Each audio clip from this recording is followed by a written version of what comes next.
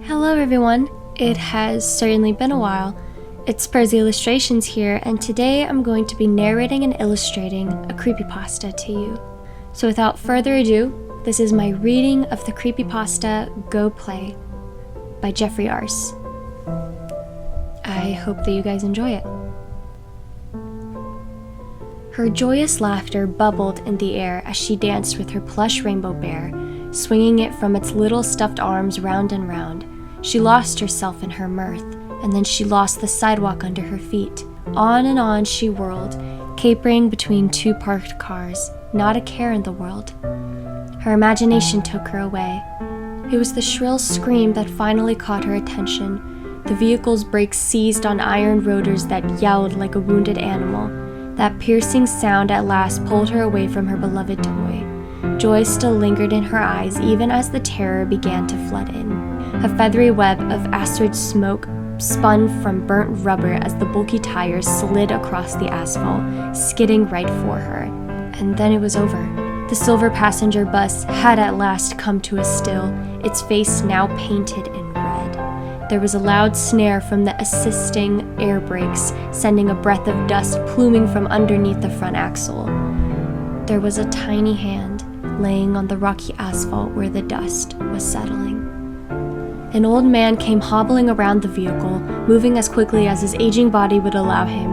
In a panic, he was practically spilling over his walking cane. He moved on pure adrenaline, ignoring the condition that tormented his joints for most of his later years.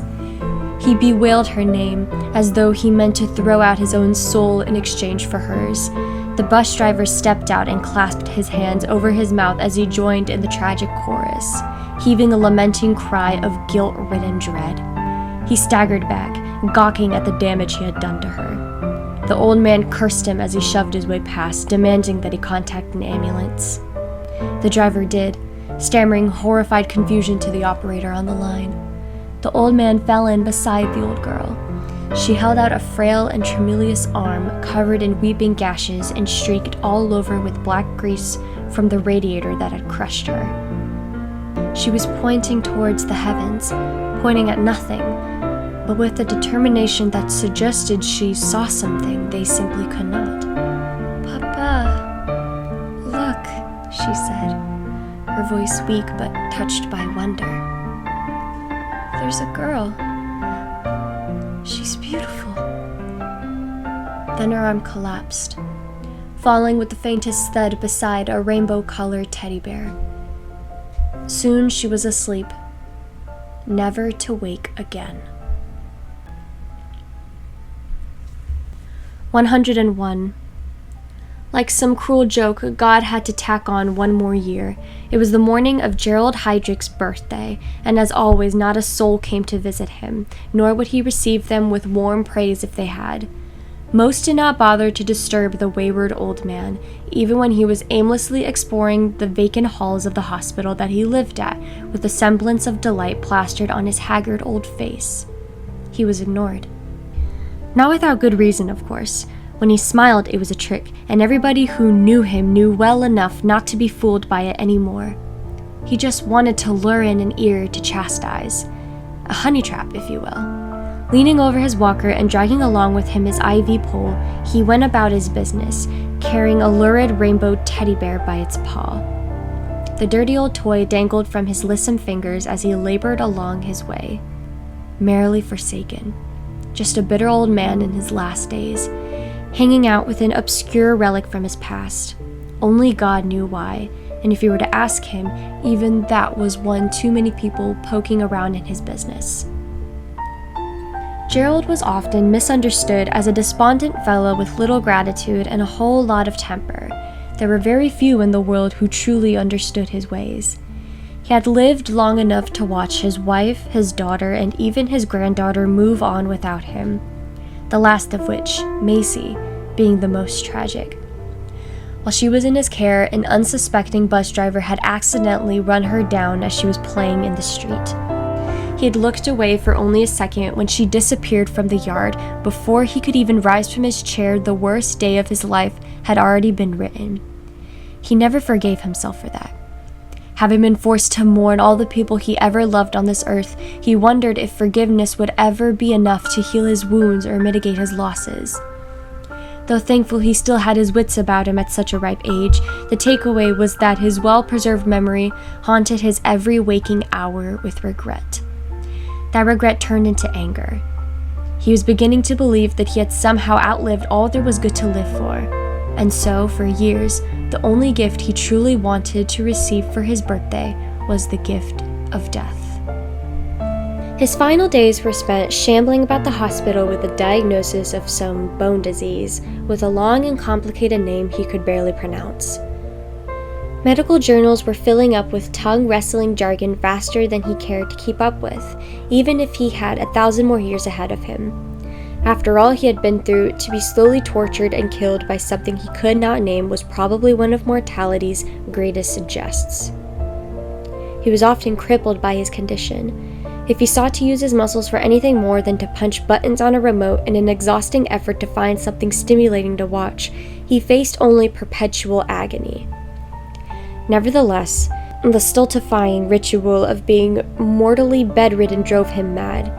Having been confined to his designated room nearly every day for the past 3 years was plenty enough reason to pray for a speedy demise. Recalling the astronomical fees he had once gotten after spending the night at a hospital in his youth, he wondered how much of his social security would remain once he finally kicked the bucket, or rather would they just pull the plug the moment the piggy bank went rattling. Either way, good riddance. Here in this air-conditioned, antiseptic-reeking prison, they just jabbed him with needles that prolonged his end, and no end should ever outstay its welcome. Just ask anyone who watched that godforsaken Lord of the Rings movie. Which one, you ask? Well, to this inquiry, Gerald would say, "Pick one, and let's go to purgatory together." It was only a few weeks ago that he finally found meaning to go on living again. Though he still preferred that everyone kept their condescending birthday wishes to themselves, he met someone that made him want to preserve that tired old clock tick-tocking away in his chest just a little bit longer. She was a new patient that he had come to know only by chance. He hadn't set out that day to meet anybody new. At the time, he was working his way tirelessly down a hall to scold some nurse for some distant reason he could no longer recall. And there she was.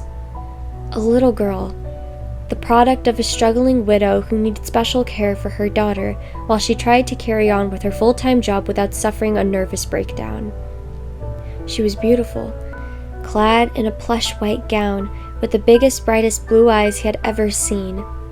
The girl sat upon a cloud as tranquil as an angel, looking onto him with a brilliant smile that instantly melted his ice-cold heart. She asked him why he was so angry. At the time, he knew very well why, and he expounded his reason with fervor. That distant reason made her laugh, but it was an innocuous gesture, innocent and playful. Life is too short, she decided, her smile never faltering. With that, this issue that so plagued Gerald's morning vacated his mind, leaving him only with relief and wonder. Then the elevator doors her nurse had been waiting on pinched and pried opened like the grand gates to a heaven Gerald no longer believed in, and they were gone. They left him alone, staring with his jaw unhinged and his angst subdued. She was like medicine. Gerald soon found her again and had since spent countless hours with her. He reminisced on the trials of his long life and shared with her magical tales from the fantasies he so very much enjoyed as the bibliophile that he was by nature. She was his friend, the last friend he had, and a friend he knew he would not have long with. He told her about his days in the service, the books he loved to read, and the intrigues of a boy lucky enough to have a chance to grow old. He had been a medic. He didn't much like firing that awful rifle they'd made him carry around like some glorified world security guard. But he did love the art of the human body, and there was a time where he'd truly enjoyed helping people. Those days were indeed long behind him now. Even most of all, that medical gibberish that used to be a regular part of his daily diet had abandoned him. But the bullet points survived. After feasting on millions of books and enduring an unfathomable amount of time on this earth, it was kind of funny to ponder how only the footnotes make it all the way through to the end. He never forgot his wife, though. He had met her there in that time, at a library where they had been stationed in Germany. They had found each other in the fantasy aisle, looking for the same book. Love at first sight is embarrassingly cliche, but that's exactly what it had felt like for Gerald. They had 3 kids together. Looking back on it, he realized he had it pretty good. He had a long, full life with a wonderful woman and amazing children. His new friend simply smiled and listened as Gerald told it all.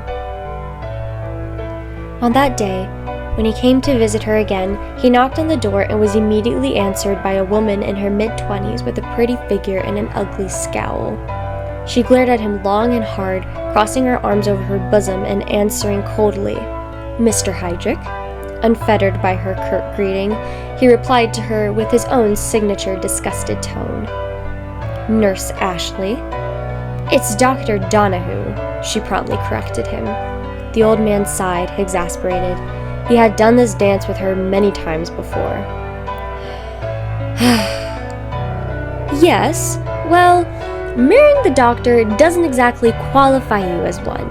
Being that you are in fact merely a medical assistant, I thought I was being kind by hailing you as a nurse, as opposed to how I would normally address you, which is, move out of the way, you dull-headed ditz. I'm here to see Sydney." Somewhere in the room, a young, cheery voice cried out, "Gerald!" The temperamental old man moved aside, not without some laborious effort, and the fuming medical assistant stormed out, muttering words of bitterness under her breath. With the woman clear from his path, he was free to advance into the room where he found a little girl of 5 in a white gown lying upon a gurney, her blue eyes pulling and her perfect smile beaming. Her eyes were sunken and dark now, as were her cheeks. The details of her skull sickeningly visible. She had no hair, nor even eyebrows. She was ailing and teetering on death, as ill as any could possibly be in this place. Yet she was so full of life. She scarcely spoke of the pain, though she often stopped in mid-sentence to wince, waves of anguish overtaking her. The chemo bag hovered over her like a yellow demon to taunt her with her only depleting mortality, though it seemed not to trouble her even a little. Gerald brought up the toy bear and said with a hoarse voice, "This once belonged to someone." He paused, fighting back the old emotions. "Someone very dear to me. I'd like you to have it." She lit up with merriment at the sight of the stuffed animal as she perked up in her bed, but then she hesitated, falling back into a slouch and giving him a guilty look. She said plaintively, "But it's your birthday, not mine, and I don't have anything to give you." "Your time is more valuable to me than any gift that anyone could possibly receive," he said. Smiling, his outstretched arm started to shake under the weight of the bear. Still, she was reluctant to accept, drawing from the old man a choke of laughter tainted with a familiar frustration as he insisted in a tone that was almost a plea. "Please, Sydney, just take it." Eagerly, she snatched the toy from his hand and pulled it in for a deep, loving embrace. Gerald turned and used his walker to carefully ease himself onto the edge of her bed. Again, he smiled at her, admiring the girl. "You know, that bear has not been held like that in many years." Nearly bouncing with exuberance that made Gerald exhausted even to watch, the girl held the stuffed animal against her cheek and sang joyously, "Thank you, thank you, thank you." "You're very welcome, my dear." After a moment, she flashed him a diffident glance and asked, "Could you, maybe, tell me another one of your stories?" Gerald gave her a tired grin in return, feigning irresolution. "Please," she begged, squeezing the bear in her arms. "They make me feel strong." The old man then conceded, saying, "Oh, all right." And so he began. Once, long ago. Tales of his life's triumphs and fantasies about swords and sorcery enveloped her mind. He wove her a web of imagination that expanded beyond time and the universe, and suddenly they were whisked away to another world. He poked a hole through their unjust reality and opened a portal through the darkness that swelled like the whirling eye of a new galaxy, its ethereal yoke, burgeoning with adventure and hope and impossible possibilities. He was the bard that guided her journey, and she was a mounted warrior woman with a bow and arrow, and a rainbow bear at her side. Whatever she wanted, she could have, or be. It was so much fun, but it didn't take her too long to fall fast asleep. He left, praying he would have the chance to tell her just one more tale in the morning, and yet one more still the next day, and the next day. No more than a month had passed before her condition grew worse. Then, she was gone. A beautiful star, winking into oblivion. It was only then he understood why he came to adore the sweet, gregarious little girl from only a few doors down. After a century of breathing, seeing 3 women he so dearly loved slip from his fingers and carrying on with a life he no longer cherished, he found a friend who reminded him how to love again. This innocent little girl found death before a man who has lived well beyond his years could discover happiness at least one last time. Through his stories he knew she lived ages, and through her adventurous spirit he found strength. So young she passed, never knowing her first kiss, never worrying about taxes, or stressing over traffic, or paying bills, wanting only to be a child and to have a friend to play with. Though Gerald wasn't much for playing, he was, however, particularly fond of telling stories, and that seemed quite enough for her. She would ooh and ah, asking how and why, always intrigued, always engaged. She feared sleep and often begged Gerald to stay up past his hour to tell her the tales of a man who had a full life to live. Those were her favorite stories, the true ones. He never quite understood why, until it was too late. Always when it was too late. One morning, a knock came at his door. The medical assistant barged in before he could even answer, and she announced, "Mr. Heydrich?" She let it hang, as scornful women often did when uttering a name that which they so very much despise. "You have a visitor." She helped him out of bed, and after he found his balance upon his walker, he made for the door, allowing Dr. Donahue to lead the way. A young lady, standing nervously in her disheveled waitress uniform, was waiting for him. Her flowing strawberry blonde hair was held back in a messy bun, and her heavy curls were hanging at either side of her scalp like spiraling Christmas tree ornaments. In her hand, she was fidgeting with the gift he had given to Sydney before she passed, the rainbow bear. He nodded to Dr. Donahue and said, "Thank you, Nurse Ash." The Lee from her formal name, Ashley, now lost to him by his nagging contempt. "I'll take it from here." "It's Dr. Donahue," she seethed. "Don't you have a few years of college to complete somewhere?" he fired back. Groaning, she stomped off down the hall, muttering her disdain as always. Gerald gave his confused visitor a contrite glance. "I'm sorry about that. How can I help you?" "Are you Gerald Heydrich?" the woman asked, the lilt in her voice like smooth silk to his ears. But there was hurt there too. The insidious kind of hurt that turns good people slowly into a person like him. "Yes, I am. She stammered, her face turning flush. "I'm Denise Wright, Sydney's mother." "Oh, I'm so very sorry for your loss," he said with dolor, wondering how white his face had just gone. "She was a friend." "I know." Gerald braced himself for a lecture, but it never came. Instead, his visitor was looking down at the bear, trying to contain her sorrow. It was a look that Gerald recognized all too well. "She talked about you moments before her passing. She made me promise that I return this to you." She held up the toy. "She kept saying that Maisie wants you to have it, that Maisie wants you to remember that she's still with you, that they all are." If his face hadn't gone white before, he became as pale as a ghost right there in that moment. He swallowed hard, his quivering hands reaching to accept the stuffed animal. She took them in hers. They were warm and gentle but strong. She pressed the bear into his frail grasp. Gerald noticed hard calluses indelibly etched into her palms from many long hours scrubbing dishes and cleaning the kitchen she worked arduously at. She set a hand on his arm. She looked at him with rheumy eyes. "If you don't mind me asking," the woman said, "who is Macy?" His words were caught in his throat. "My granddaughter. She passed years ago." A tear broke from her lashes and ran down her pink cheek. "Oh, I'm so sorry." She paused to collect her thoughts. She looked so very tired. "Sydney told us how she made a friend who had so many wonderful stories.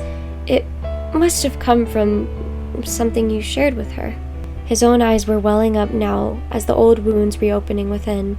He shook his head and said, "No, impossible.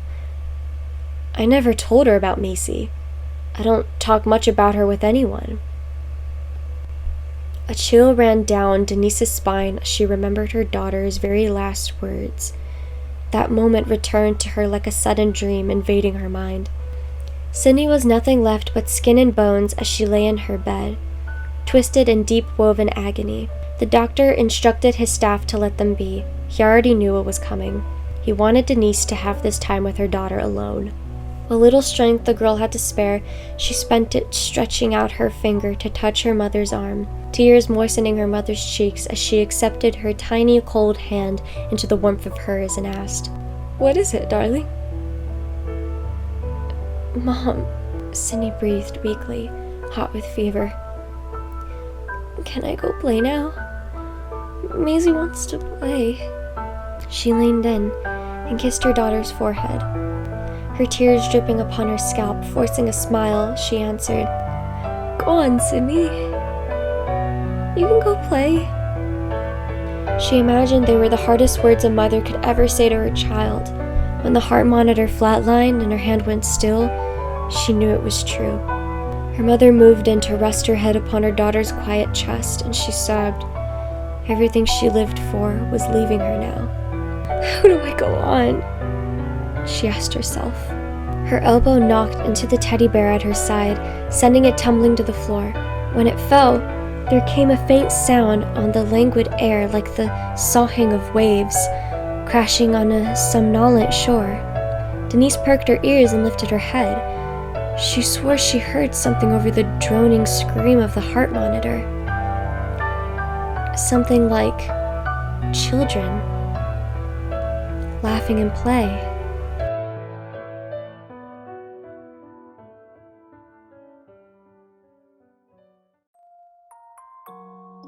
So, the first time that I read this story, it really got me in my feels, and I really wanted to illustrate it.